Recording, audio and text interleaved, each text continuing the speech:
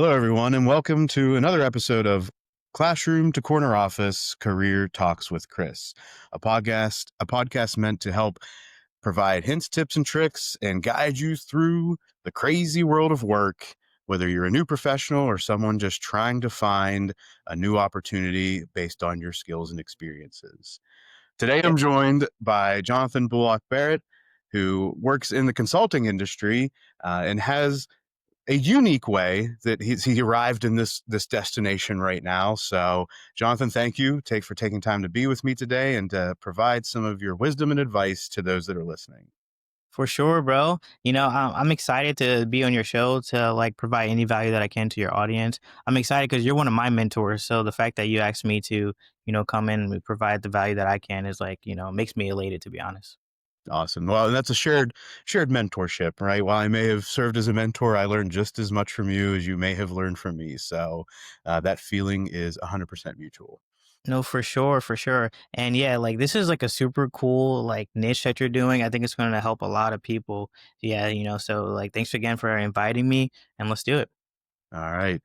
So, Jonathan, can you talk? Let's just get right into it. A little bit about how you've arrived at your current role and in the work you're doing. Right, you work in consulting, but right, some of this has started way back when you had some higher education background. I know you have some experience in the military. So, kind of take us through how you arrived at where you are. Yeah, for sure. I definitely been blessed with a lot of different opportunities throughout my life. So again, Jonathan Bullock-Barrett, straight out of Richmond, Virginia.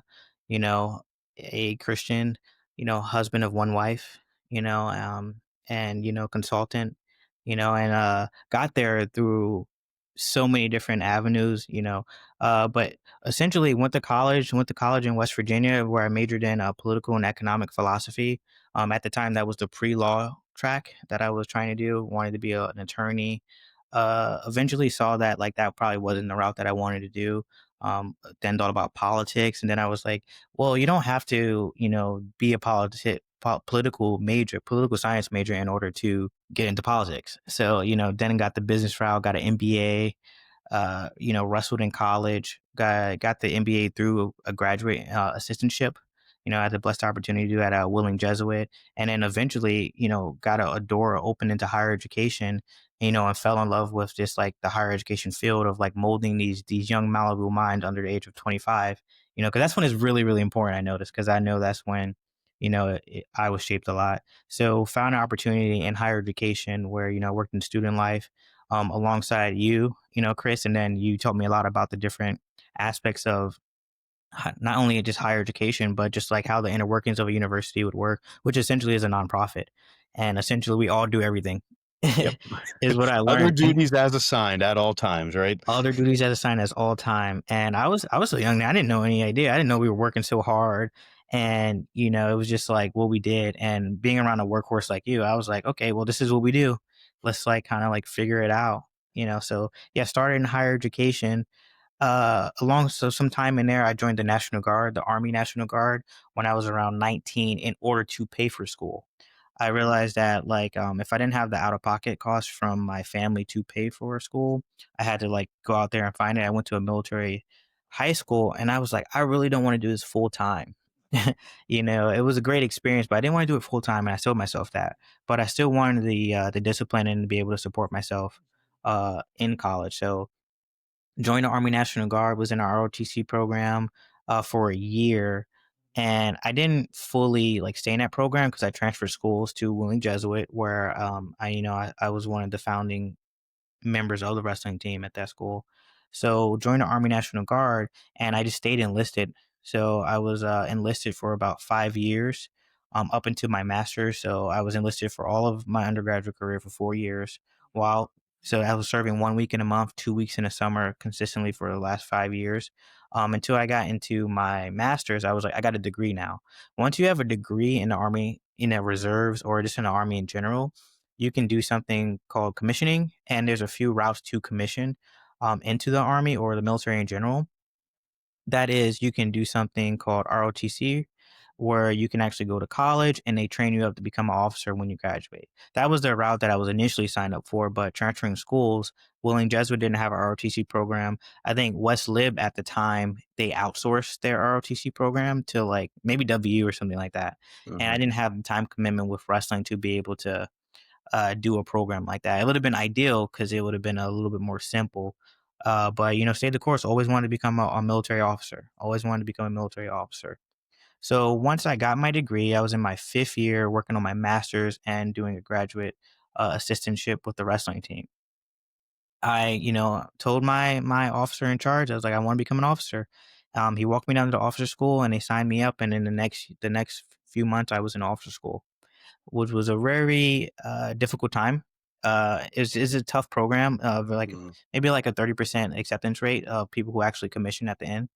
And day one, I saw it, and I got there. There was 33 people. By the time the first formation started, this was 6 in the morning, Chris. Yeah. 30 by 6 a.m. We were down to 31 people. I was like, people just quit. We just got here. I was like, what's going on? How bad is this place? You know, What and happened for them before breakfast that I didn't have happen to me, right? so that's what I'm saying. I'm like, this is crazy. And I was already shocked the night before because, again, I'm in the Virginia Guard. So I was commuting from West Virginia to Virginia, 6, 7 hours to be able to do that for a weekend. Right. So, hey, I was spending money, I was spending time, and, I missed tournaments and everything like that to be able to do it. But, my coaching staff and, our head coach, Sean Doyle, the man, he was able to like work with me in that time. And it was like, this is how you're providing for yourself. And this is how, you have goals. So like, let's, work it out. And, I was super grateful for that. So end up going to officer school, end up doing, officer accelerated school, which is when an Army National Guard where you can go during the summer and just knock it out 57 days straight at training.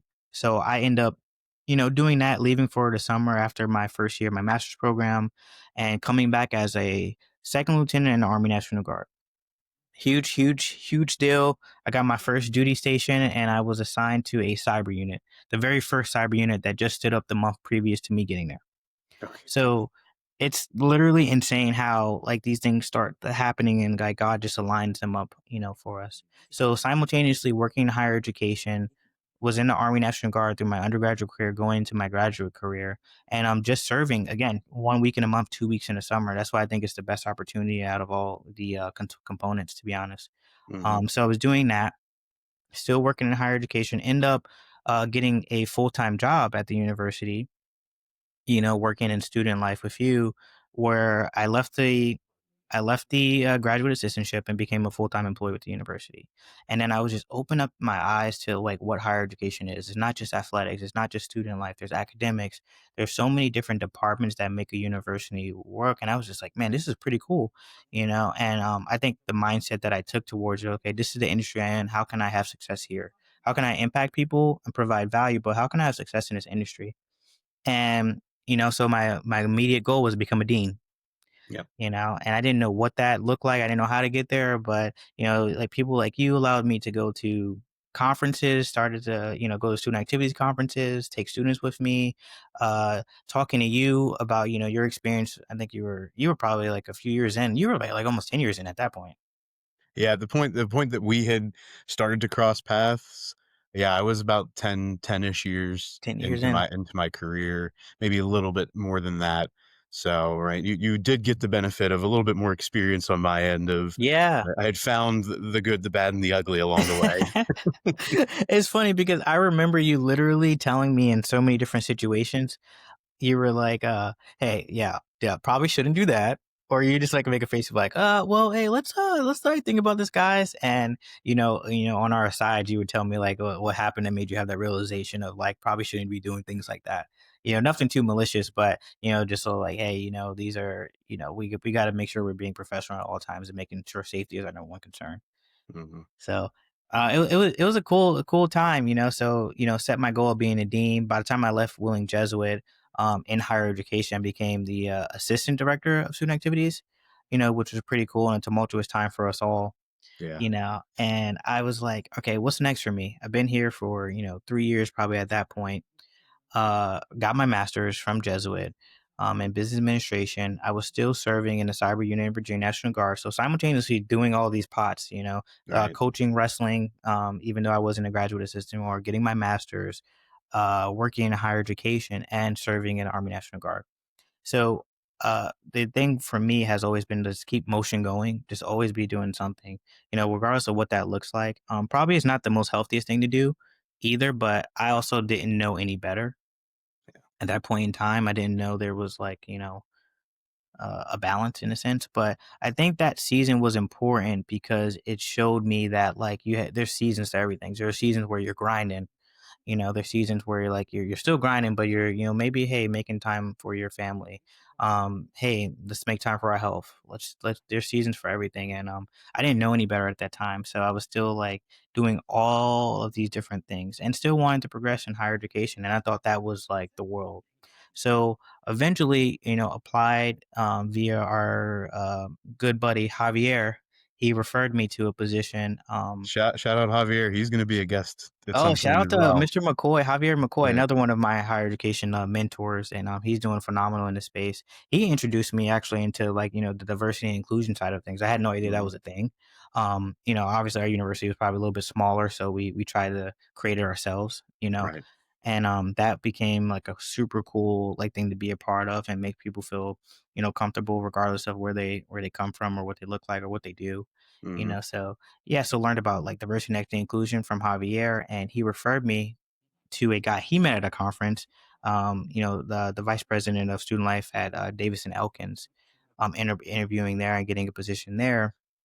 And after talking to you, talking to Javier, all these different things, not just about like what it looked like financially, but like how would this be a stepping stone for me in my career to where I want to go, which eventually was like to be a dean. So the biggest thing for me was like, all right, how can I also continue to like provide impact to the students? How can I, still be a part of wrestling? They had a wrestling program, they asked me to coach. So I was coaching there too, which was a phenomenal experience.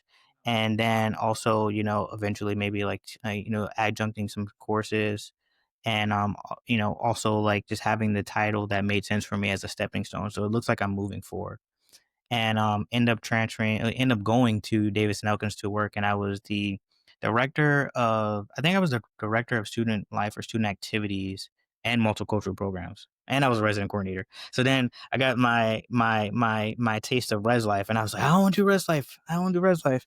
But it was an Not an opportunity uncommon thought when people venture into that space when they've had other opportunities. So for I didn't sure. know any better at the time whenever I continued on that path. You don't know what you don't know, Yep. But I mean, you crushed it though, and you became super sought after in that area, which eventually led you where you're at too. So, I think that's that mindset. We both have of like you don't know what you don't know, but hey, I'm gonna keep going in direction that makes sense for me. So, yeah, so I ended up going to Davis Elkins and doing that, and then super great university, a very established university, learned a lot there, was able to provide some of the skills that I learned at Jesuit to that university. And in addition to the things I learned at best practices at uh, conferences, and podcasts and those things like that. Because I just realized, oh, you might not have the time, resources to go to conferences, and to have someone who has the bandwidth to bring it back to the university and provide value, and also have a voice to be able to provide the value to the university. And at the time, I had that bandwidth to be able to do those things because again, I didn't sleep much, I didn't do anything else. I was, just like really ingrained in the university, so was able to impact how they use their student activities fund or hey, how do we structure our activities to make sure it makes sense, and set their student government up to be self-running as opposed to having to be there all the time for things. So these are adults we're trying to get ready for the real world. How can we be a resource to them instead of calling their parents for everything? I know these kids now are even newer. It's probably a interesting dynamic, so It continues to evolve in, I know you're not in the space anymore, but right, there's definitely the transition of the terms, right? I mean, as I was going through college and even probably as you were starting that journey, right, we had the helicopter parents, right? That yeah. that was it was always kind of hovering around. Then it became like the bulldozer parents where they Yeah. right, they come in and they just run through everything, and help pave the path, Yeah. right? now it's I don't even know what the term is because it just continues to evolve, but it's definitely continued to become not just more involvement in helping to pave the way, and it's not necessarily all a negative thing. It's just continued involvement, Yeah. and sometimes that's necessary and helpful, and other times it creates barriers to that development of the person. Yeah, absolutely. And that's what that's what I recognized at, like, towards the tail end of my higher education career.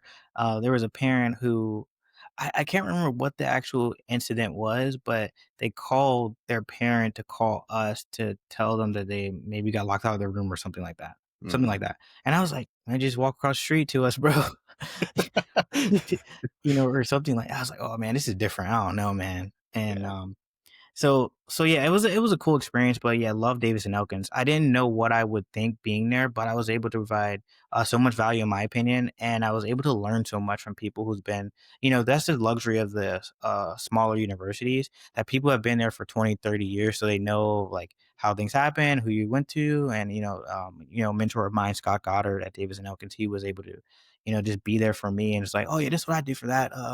Might want to do that. And he wasn't overbearing about it either. He would just like, once I would bring the situation to him, he would just tell me what he knew. He's like, oh yeah, I use this person. So great management style that I learned from him too, of like not being overbearing, even though he did my job for 10 years. yeah.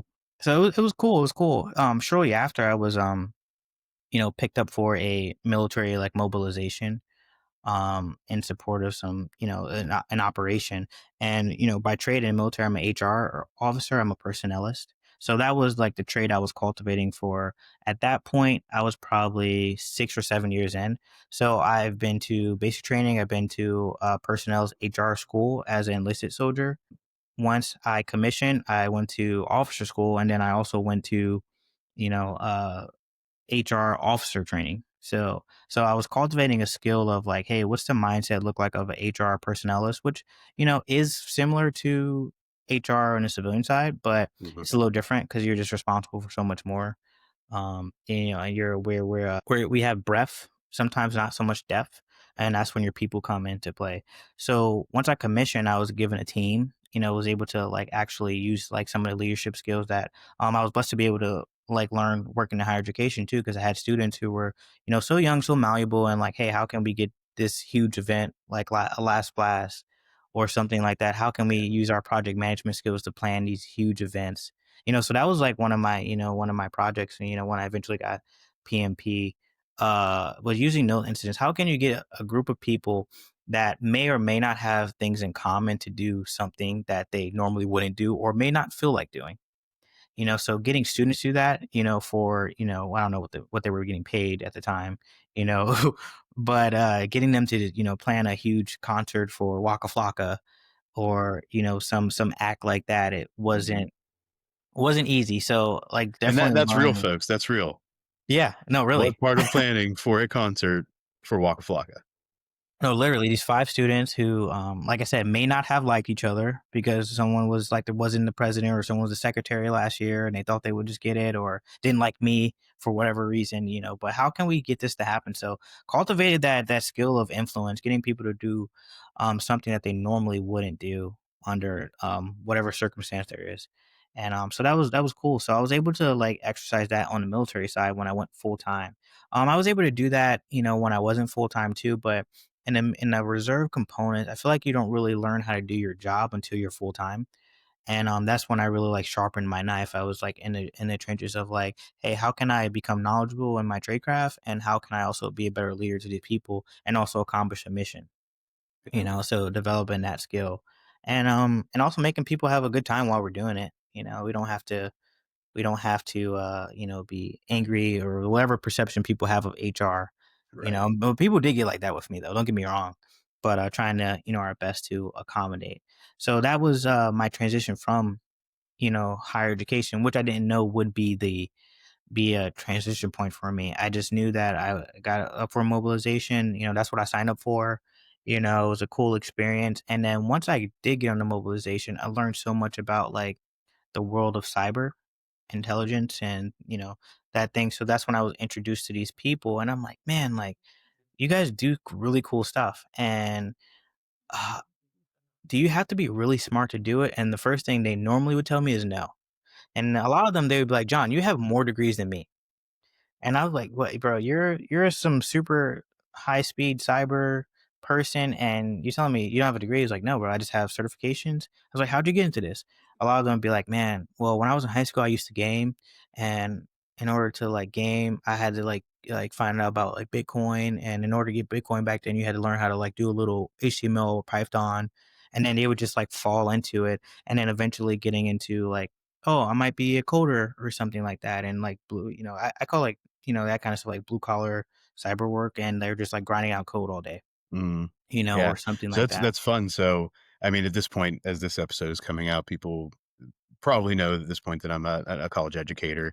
In the school I work at, West Liberty has cybersecurity program. Man, that's So, dope. like, hearing that background of that story is a lot of, I think, the type of person and the experiences they've had lead them to consider that those types of academic programs because they're just kind of predisposed to, hey, I like gaming. I Yep. understand what goes into making all of this happen. I'm really interested. Let's make a career of this.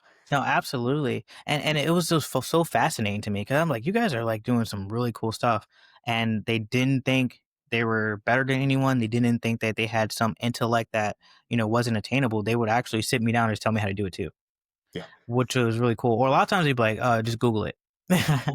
you know so I would just be like, okay. So when I was at Jesuit, I was able to like work on the university app program. You guys let me do a lot, by the way. That was a pretty cool experience. I was like, yeah, okay, well, okay, I'll figure. I don't really know how to do this, so I just asked my friends, and then I think they told me to Google it.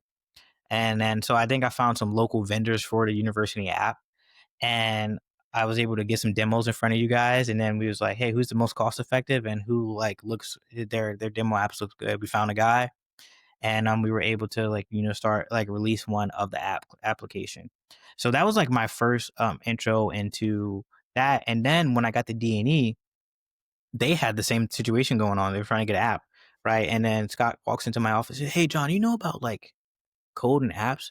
I was like, I did the one at Jesuit, and it was like the same situation. They just let me like kind of like run with it. I think at their point they had already selected a vendor, Hmm. and I was able to like serve as their project manager or scrum master, which Yeah. basically creates I would communicate with the vendor to like stakeholders. And that really got my communication skills on point because I had to communicate to a stakeholder that was maybe older that didn't really know the relevancy of having an app. How can you Mhm. communicate, hey, this is something that'll be useful for your department or your area, and how I can help provide value. So I learned how to do that in many different forums. I also learned how to work with the vendor in order to like get the desired result. Because you can't come back with a deliverable that's like trash Right. to these people who don't even know what they're looking for. So I was able to work on that. That was pretty cool. They put a lot of trust in me too, and a lot of that required me to also get in with the developers. Maybe they were BAs like business liaisons, be business analysts, and actually, we actually wrote the HTML code for a lot of the events that were coming through until we got some APIs going in. And so I was able to like do that. In hindsight, I didn't know that was like, me using, whatever aptitude I had for cyber to do that. And eventually when I, got on the mobilization and I had the opportunity to work on project management, I had the leadership experience, just because I was in the military for probably like 7, 8 years, maybe longer at that point. Yeah, 7, 8 years at that point, and had enough leadership experience to be able to do that. So, project management, they're managed by the Project Management Institute, PMI, and it's a pretty rigorous boot camp you have to do, and then you have to have a certain many hours of projects.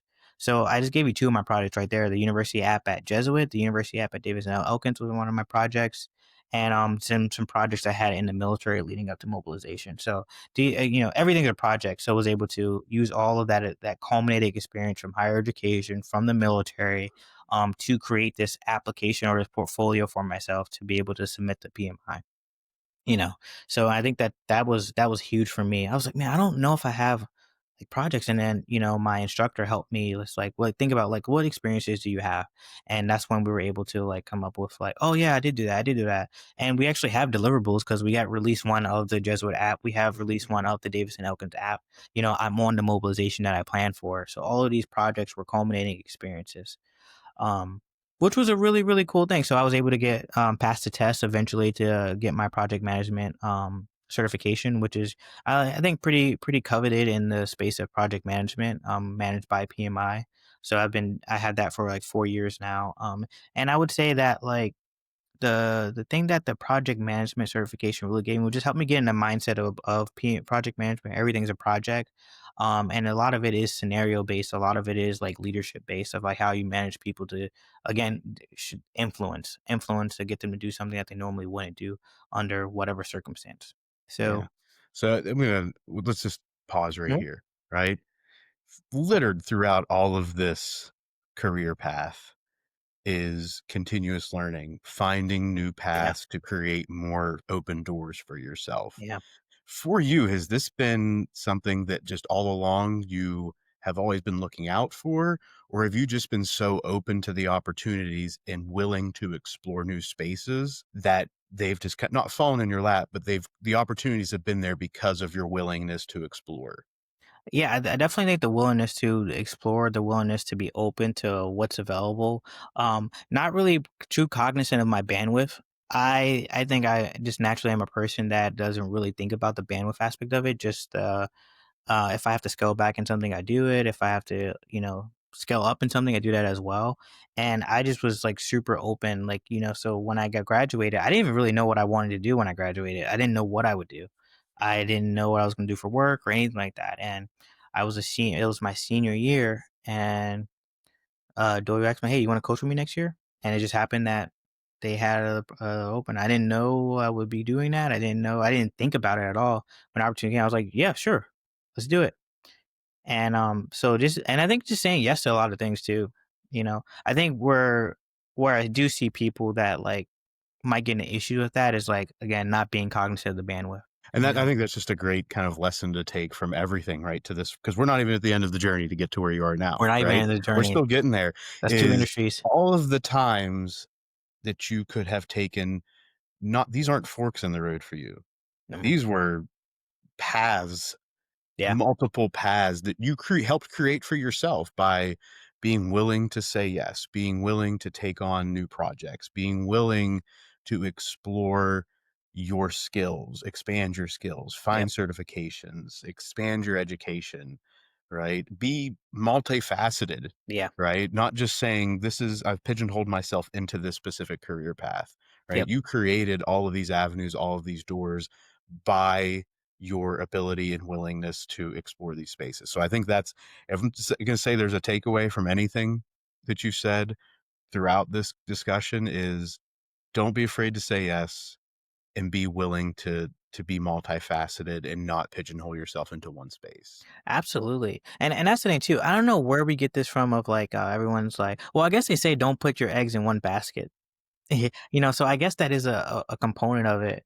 But yeah, it's very interesting. It's very interesting to like to see that like, because you also like a lot of people are like, oh, if you're a teacher, why are you getting an accounting degree? If you want to be a work in higher education, we all had different degrees in higher education, and it's just like it doesn't have to be that way, and there's a project manager that works with me now, and she's changed herself like 3 different times, and then you look at older people too, like my dad, he's 72, 73, and he has like 3 different lives. I'm like, yo, how are you doing this? Or even my bishop at church, Mhm, which is a whole nother conversation because, a lot of pastors are actually bivocational. They're not just pastors making all this money and just like they're really being obedient to the Lord. And mhm. so my bishop at my church is 83 years old, Bishop John L. Harris Sr. down in Richmond, Virginia, right? Shout out. Shout out to him. Shout out to him. He probably doesn't listen to podcasts, but he might listen to me tell him about it. But he was in Vietnam, so, finished the military, so has a pension from the military. He was a carpenter, just like as a trade. He worked at a Philip Morris factory, for like 20, 30 years. And I think there might be one more in there. Maybe it's the carpenter one. But yeah, so he was like bivocational for most of his life. And, was also ministering for over 50 years. So I think that like the longevity of it all is, is grace from God that we're, blessed to be able to do these things, but it's also just like, not being afraid of like trying new things and doing it. And also knowing your skill set. I think for me, I've always had a sense of like positive outlook on things to where nothing really seemed bad to me. Right. Or like what is this going to like look like if I did do this? It was Mhm. never a like that. Now I have a wife, so it's a little different of like, okay, can I handle this and still provide her that protection, security, provide things that she desires and that she owes. Yeah, it's been a ride. Very very blessed for the opportunity to join National Guard. I don't even know why I joined the National Guard. By the way, I didn't know the difference between the National Guard and Reserves when I joined. I just went with my buddy from my first school. I was like, oh yeah, I'm looking to find an ROTC program, and he was already in it, and I was like, okay. He was like, you need a ride? I was like, yeah. I just rolled over with him, met the recruiter. Chris, get this. All right, so I went to military school, and at my military school, they make us take the ASVAB, which is your aptitude test for the military. I was trying to like skip class and leave, not take this test, right? So one of my majors, in at school, he was like, "Hey, Bullock-Barrett, come in here and take this test. Don't leave." I was like, "Oh," and all my friends just hit the corner, so I was the only one who went in there. So I went there, took the test, did exceptionally well. I probably scored like a 74 or something like that, which you pretty much do any job, essentially with a 74. So I just had it in my backpack. I had it, Chris. I went to this guy and I got in his car, went over to the ROTC school, met this guy who was an instructor, but he was also the recruiter. He was like, "Oh yeah, hey, just get ready for class. Okay, cool. It's my buddy." And I was like, "Hey, how you doing, Sarge?" And he was like, "Oh yeah, so you thinking about joining?" I was like, "Yeah, actually, like yeah, we just gotta get you to take the ASVAB. Hey, I actually have my ASVAB right here in my pocket. Granted, I graduated in May, and Yeah. this is August, and I'm just sitting in Mhm. this guy's office with my ASVAB in my pocket. He just took a copy of it, and he told me he was like, "Yeah, if you were dumb, I would have made you retake it, but so." I just opened up doors. He was a National Guard recruiter, Mhm. and end up you know, uh, joining very, very quick. Like 3 months later, I turned 19, October 16th of 2013. November 29th, I was in the National Guard. And there was a program. And then again, just open to different programs, asking the questions because you never know what's out there too. Because I didn't want to halt my education because I wanted to wrestle and things like that. But they had I want to say it was a split program where they let me wait until the summer to go to basic training. I would come back, do my sophomore year, and then do my job training next summer. So it was like, ah man, I was just like whatever's open. So I think that was really enticing to me. I didn't miss any school. I could wrestle. I would get the money to pay for school. Mhm. And then move forward, end up transferring and all that. But yeah, man, it's crazy, man. Just being open to the opportunities, being prepared. It did come with a lot of sleepless nights, a lot of like, how we're gonna figure this out. When my car broke down, had to get friends to drive me to Pittsburgh to catch the bus to go to Virginia to get a rental car. You know, for years, and that could be a whole nother Yeah. podcast of like what that develops. But Mhm. So so so we've got to this point now, right? mhm. All of these things that you've done, you're now in a consulting capacity, right? Yep, Which I think speaks to everything that you've had access to. All yep, the experiences you've had have created a well-rounded person, professional with all of these skills that you can then serve people in, I'm not going to say any way possible, but in many ways that they yeah, need yeah. some level of advice, yeah, obviously, quote unquote, consulting in this case. So, right, how did we make this next step into being a consultant? Yeah, for sure. So got project management Hmm. in the military. Once that mobilization ended, I ended up staying doing some active duty military work too, where we did some work for the bureau, the National Guard Bureau, and then end up getting opportunity through a friend. And this is why I think network is pretty cool because I would have probably stayed doing the military thing. I didn't have any issues with it. Loved it. I had career progression. I learned a lot. I was able to get more leadership responsibility. It was a pretty cool opportunity, and then one of my friends approached me about a position at a consulting firm. Didn't know what a consulting firm was, didn't know what they did, didn't know anything. she told me we do HR consulting. I was like, well, I'm an HR officer and you are too. So we should probably do that. She's amazing. She's a mentor friend of mine. And she just randomly was talking to me and she was like, what you up to? I was like, oh, just doing the military thing. She was like, oh, you thought about, this? And I was like, not really. But I knew she was doing it. I didn't think she would ever leave the military to do something like that. And, got an opportunity, got an interview. They were willing to wait until my service obligation ended and, end up jumping into the consulting world. And the type of consulting we did was HR consulting, but you can do consulting literally for anything. You could do consulting on like cyber, you can do consulting on HR, you can do consulting on leadership or just analysis type work of providing a plan of how to clean up, you know, KPIs for someone and then being able to like actually see that over time. So there's a lot of different opportunities doing consulting, but I think all of my culminating experiences gave me a way to, again, you're a consultant, so you're not like a direct employee of whoever you're supporting or like the business that you're consulting for. You're a consultant, so hey, how can I provide value here that's not intimidating? How can I Mhm. develop, again, influence? It all goes back to like giving influence without coming off of like too dominant or overbearing, Right. and letting people know why this might work or why it might not work, and being able to like also help them implement it too is like another piece of it. And I think that's the part of consulting I'm in now. If it's implementing the things that we recommend to clients, and yeah, so it's been a wild ride. I do like consulting, do love consulting. I think there's a whole nother way I can um consult better because there's different types of consulting. There's like people who actually are technical consultants and people who are like business consultants. So definitely want to get more on the business consultant, maybe on some cyber IT projects. Yeah. So, right, that's great. Everything you've done has led up to this, and Yeah, now yeah. you can impart your wisdom within the industries and the fields in which you have that experience. So, right, throughout all of this, right, we've gone in some different industry areas. We've gone, into some private as well as some public areas. So, for you, what have been some of the common threads, right? Have as what has continued to lead you into these spaces, whether that is maybe an attraction to structure and discipline, because a lot of your early career was wrestling, very structured and disciplined athletic endeavor, Yep. military, structured and disciplined area, Yep. right? You've came from a military school as well. So for you, what has been some of that common thread that has stayed with you throughout, that's helped to guide you and put you in places where you're serving in the right way? Yeah, I think you said the right word, was serving. My faith in Jesus was instrumental throughout my whole life. I don't think of a situation as like the Spirit told me not to do something that I probably wouldn't do it. If I was aware of it and like God told me not to do it. I think that was a big thing. I think that the structure and discipline, I thrive in those type of environments for sure. When I'm not in those type of environments, I don't do the best.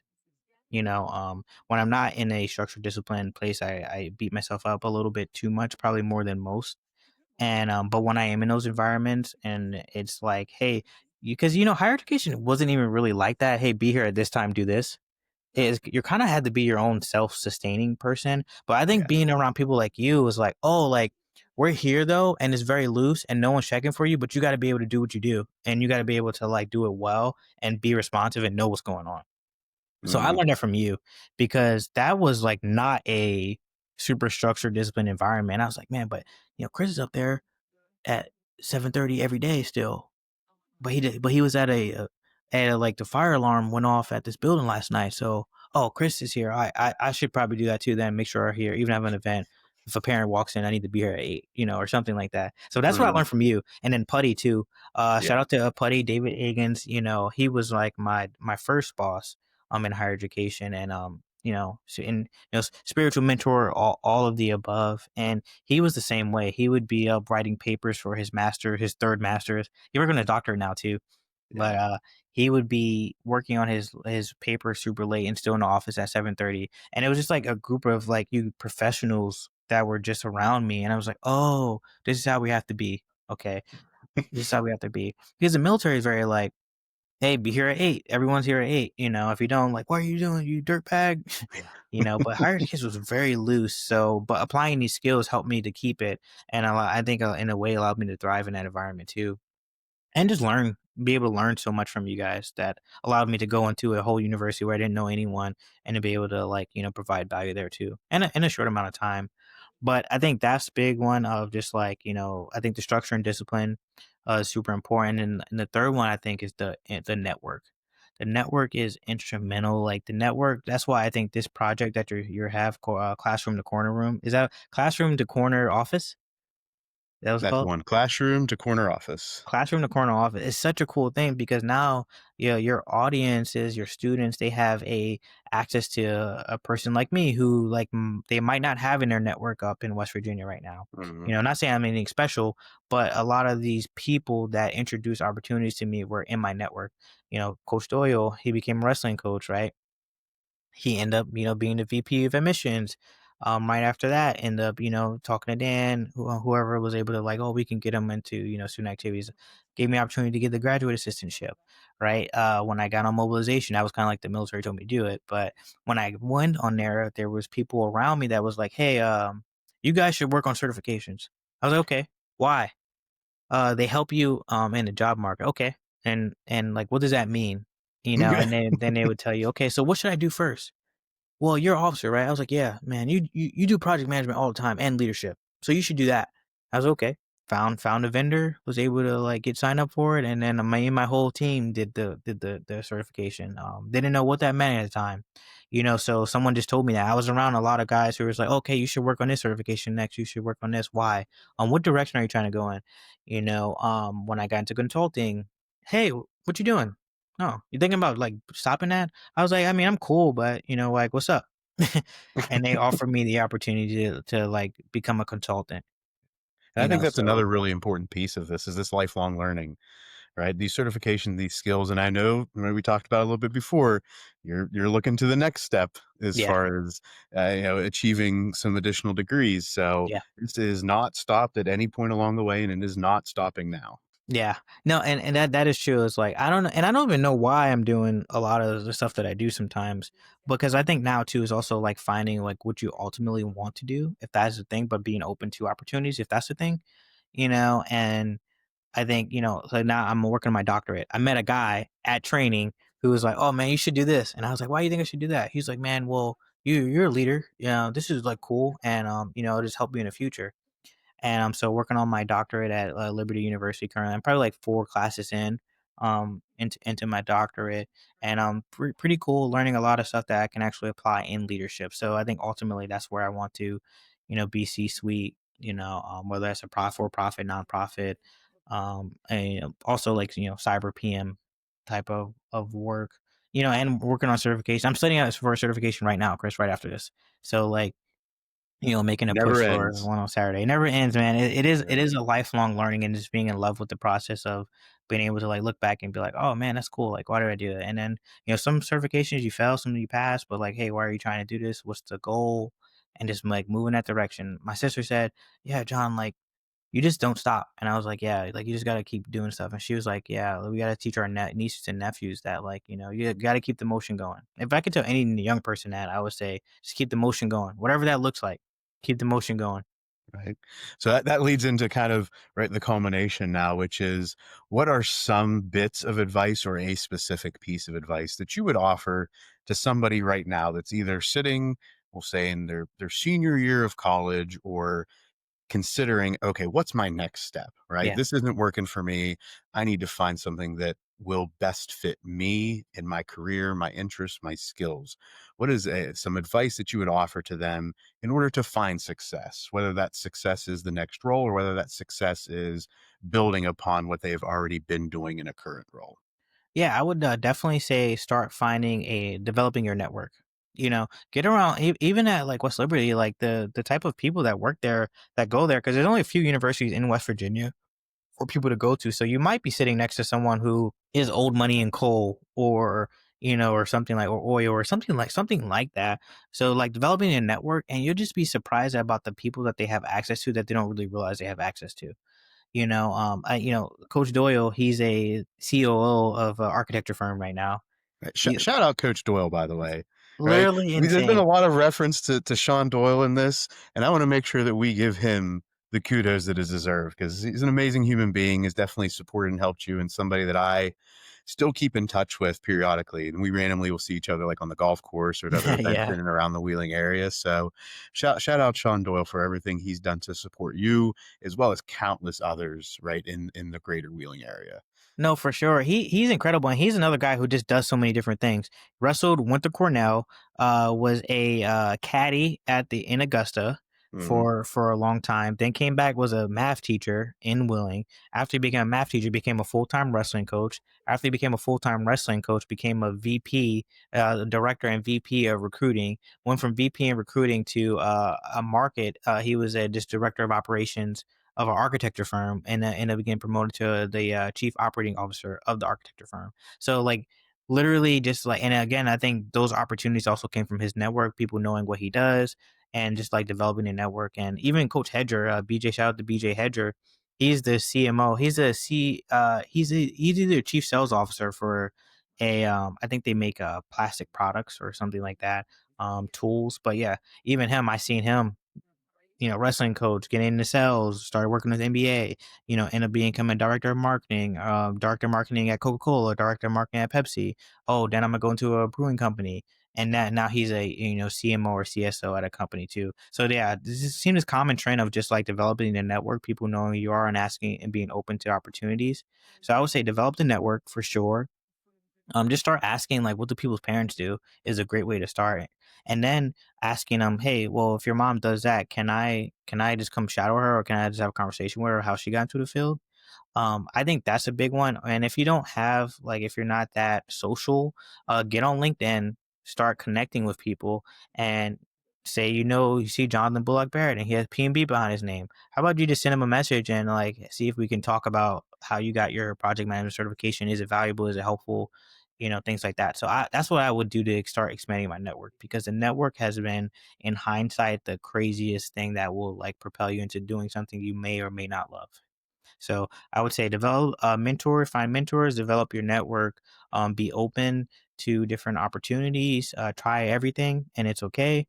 And I would say also start, as you get older, start refining the goal of where you want to go. And that's kind of like where I'm at now too. Like, hey, where do you want to go? What's is this going to be pushing the needle for you to where you want to go?